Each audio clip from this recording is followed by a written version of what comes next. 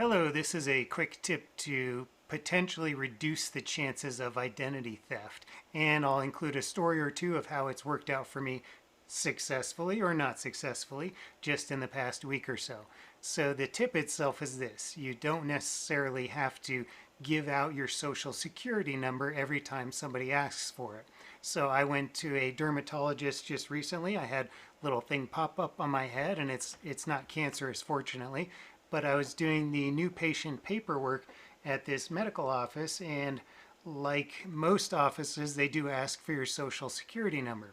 So you can typically just ask the person at the desk, or if you're doing these at home, go ahead and call in and say, do you really need this information? They're also asking for maybe the subscriber. That might be your spouse or your partner's social security number and dates of birth. And what happens is, as you provide this information, it's out there and it's all over the place. It's in people's drawers and it's in databases and computer systems. And when there's identity theft, it's usually not your fault that that data got out there and into an ID thief's hands.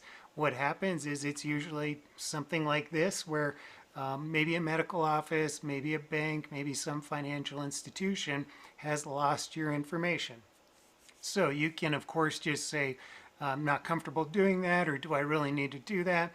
And most of the time I have found the answer is no, you don't need to provide that information.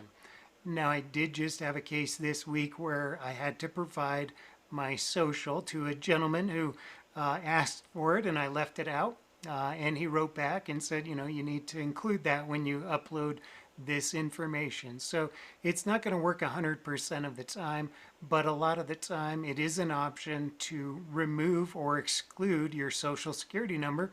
And doing that just limits the number of places that have your information to lose. They're just asking for this data so that they can collect payment from you later. They need to report you to a collection bureau, for example.